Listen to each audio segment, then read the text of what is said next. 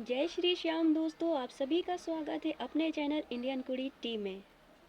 दोस्तों, इस वीडियो में हम बात करेंगे खाटू श्याम बाबा की दर्शन यात्रा के बारे में।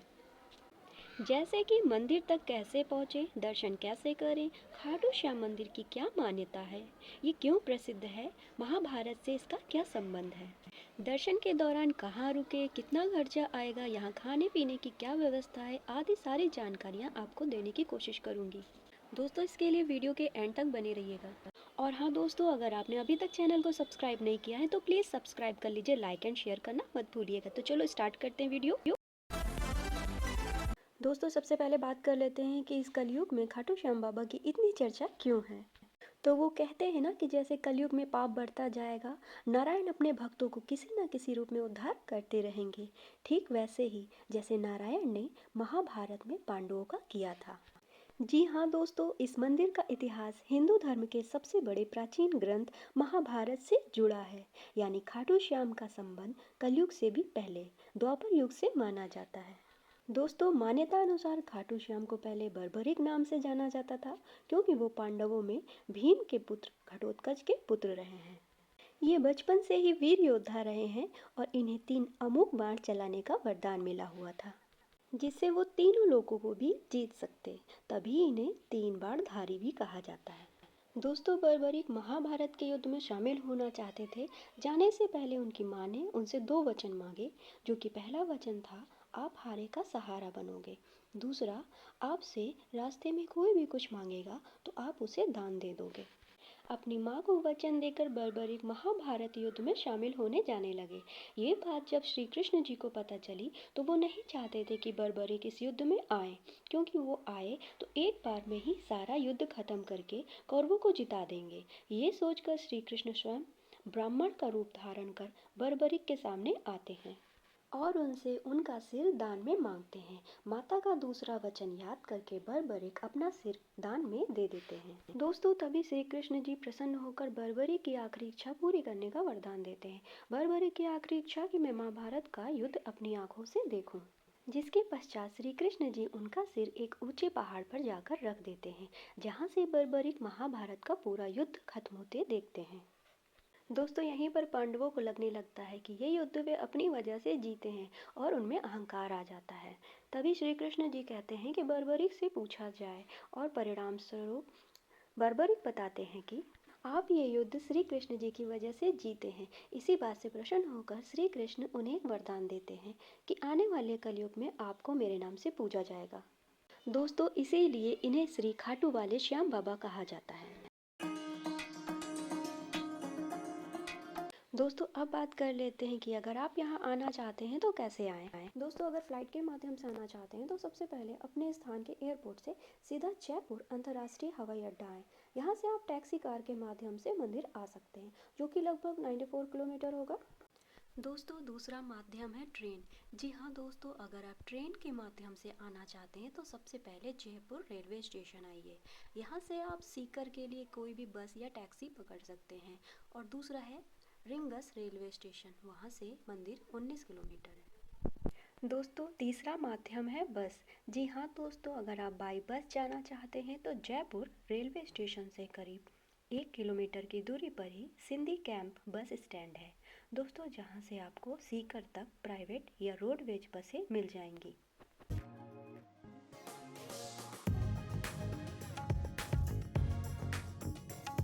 दोस्तों, सीकर पहुंचने के बाद आप चाहें तो 50-100 रुपए में टैक्सी बुक करके भी मंदिर तक आ सकते हैं, या फिर अगर लगेज नहीं है आपके पास तो आप पद यात्रा करके भी आ सकते हैं, जो कि 18-19 किलोमीटर है। दोस्तों, ये है तोरण द्वार और यहाँ से बिल्कुल सीधी जाती हुई रोड आपको खाटू श्याम मंदिर की ओर ले जाएगी। जी हाँ दोस्तों, ये चौराहा जहाँ पर आपको 2 हाथों में बांसुरी बजाते हुए श्री कृष्ण की ये मूर्ति दिखेगी, यहाँ से बिल्कुल सीधे जाते हुए आपको मंदिर का रास्ता मिल जाएगा।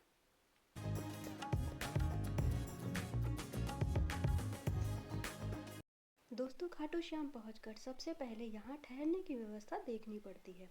तो आपको बताते चले कि यहाँ मंदिर के पास कई धर्मशाला और होटल उपलब्ध मिल जाएंगे। आप चाहें तो पहले ऑनलाइन भी बुक कर सकते हैं। वैसे हमने ऑन रोड मंदिर से कुछ किलोमीटर दूर एक देव होटल लिया था, बिकॉज़ हम जर्नी से बहुत थक चुके थे।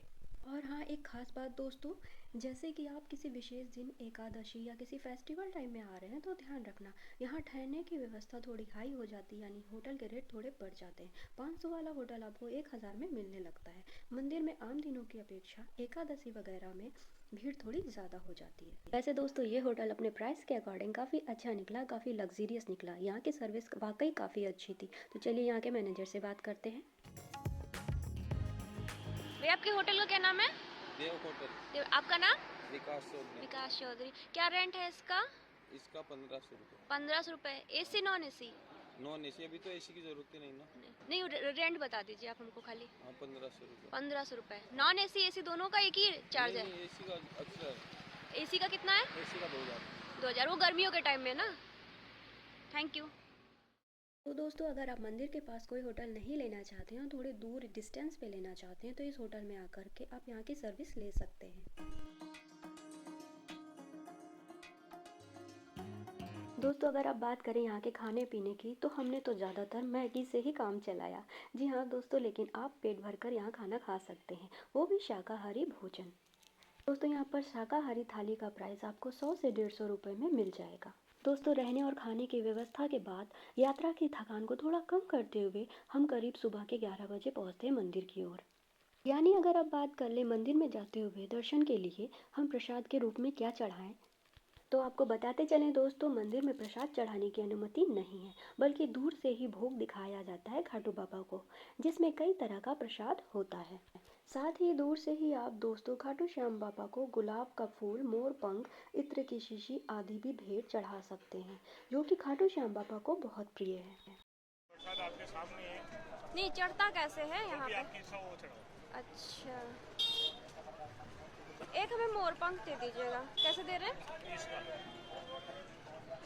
एक अच्छा सा निकाल दीजिए। तो दोस्तों, प्रसाद लेने के बाद हम चलते हैं मंदिर की ओर।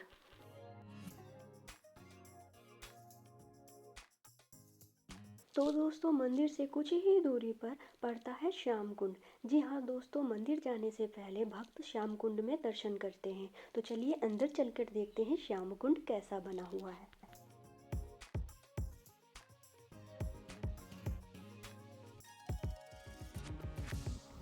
तो दोस्तों, हम आ गए हैं श्याम कुंड में।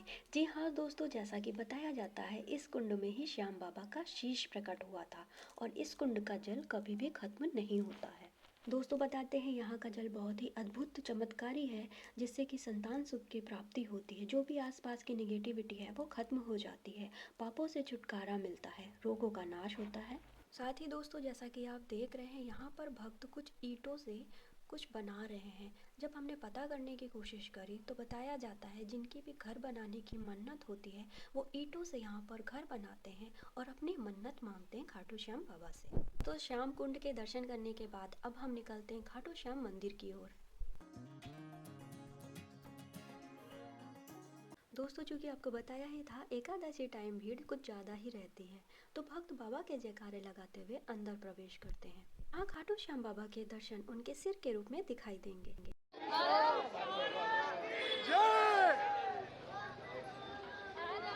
दोस्तों, लंबी यात्रा और कुछ देर लाइन में लगने के बाद हमें एंट्री मिल जाती है।